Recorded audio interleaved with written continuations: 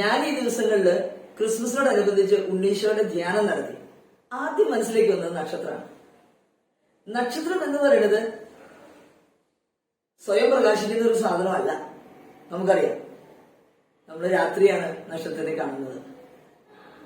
ഈ നക്ഷത്രം ഒരു വഴികാട്ടിയായിട്ടാണ് ക്രിസ്മസിന് നമ്മൾ മനസ്സിലാക്കുക. പൂജാരാജാക്കന്മാർക്ക് വഴികാട്ടിയായിട്ട് നക്ഷത്രം മുന്നേ നടന്നു. ഈ വഴികാട്ടി ചെന്ന് നിൽക്കുന്നത് ബത്ലഹേമിലെ കാലിത്തൊഴുത്തിലാണ്. അപ്പൊ നക്ഷത്രം നിന്നപ്പോ രാജാക്കന്മാർക്ക് മനസ്സിലായി അവിടെ വലിയ പ്രകാശം കിടക്കുകയാണ്.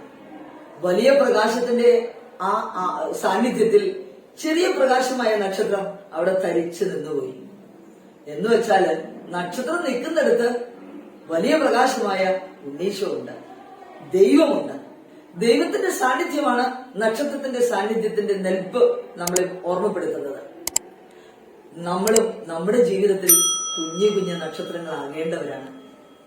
വലിയ പ്രകാശമായ കർത്താവ് ഈ ക്രിസ്മസ് നാളിൽ നമ്മുടെ ഹൃദയത്തിൽ നിറയുമ്പോൾ നമ്മളും ഒരു പ്രകാശമായിട്ട് തീരുകയാണ്.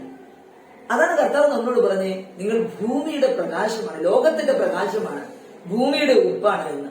ലോകത്തിന്റെ പ്രകാശമകൻ വിളിക്കപ്പെട്ടവരാണ് നാം എന്ന് ഈശോ നമ്മെ ബോധ്യപ്പെടുത്തും. നമ്മൾ ഈ ക്രിസ്മസ് നാളില് നമ്മുടെ വീടുകളിലൊക്കെ നമ്മൾ കൃപുണ്ടാക്കി, നമ്മള് നക്ഷത്രം തൂക്കി.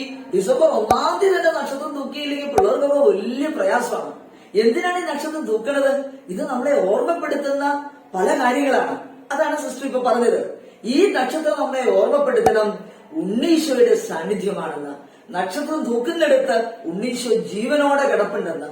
എന്റെ ഹൃദയത്തില്, എന്റെ വീട്ടില് നക്ഷത്രം തൂക്കിയിട്ടുണ്ടെങ്കിൽ ആ വീട്ടിലുള്ള എല്ലാ വ്യക്തികളിലും ഉണ്ണീശോ പിറക്കണം.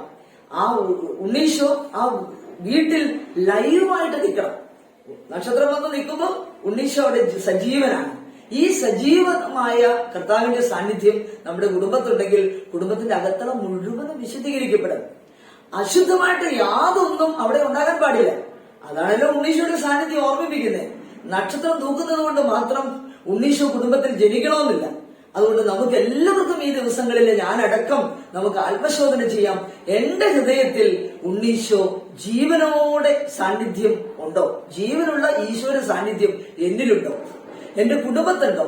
എന്റെ പുൽക്കൂട്ടിൽ മാത്രമല്ല, പുൽക്കൂട്ടിലെ ഒരു വിഗ്രഹമായിട്ട് ഉണ്ണീശോനെ വെച്ചുകൊണ്ട് കാര്യമില്ല. നക്ഷത്രം നിൽക്കുന്നിടത്ത് കർത്താവിന്റെ സാന്നിധ്യം നിറഞ്ഞു ഉണ്ടാവണം. ആ നിറഞ്ഞു നിൽക്കുക എന്ന് പറഞ്ഞ എന്താണ്? കർത്താവിന് നില വിളങ്ങിയിരുന്ന സ്നേഹം ഉണ്ടാകണം, ക്ഷമയുണ്ടാകണം, നന്മയുണ്ടാകണം, കൂട്ടായ്മയുണ്ടാകണം. എല്ലാം നിറഞ്ഞു നിൽക്കുന്ന അന്തരീക്ഷമാണ് ഈശോയുടെ സാന്നിധ്യം. അതിന് നമുക്ക് എല്ലാവർക്കും ഒത്തൊരുമിച്ച് പരിശ്രമിക്കാം. തന്നെ നമ്മുടെ ഹൃദയങ്ങളെ ഒരുക്കി മാപ്പ് പറയേണ്ടവരോട് മാപ്പ് പറയണം, ക്ഷമ കൊടുക്കേണ്ടടുത്ത് ക്ഷമ കൊടുക്കണം, സ്നേഹം കൊടുക്കേണ്ടടുത്ത് സ്നേഹം കൊടുക്കണം. അങ്ങനെ നമ്മുടെ കുടുംബത്തെ മുഴുവനും ക്രിസ്മസ് ആരവങ്ങളിലൂടെ വെറുതെ വിട്ടുകളയാതെ ഈ സ്നേഹം കൊണ്ടും നന്മ കൊണ്ടും ക്ഷമ കൊണ്ടും പ്രതീക്ഷ കൊണ്ടും നമ്മുടെ കുടുംബത്തെ നിറച്ച് കർത്താവിന്റെ സജീവമായ സാന്നിധ്യം നമുക്ക് ആഘോഷിക്കാം. ദൈവം നിങ്ങളെ അനുഗ്രഹിക്കട്ടെ.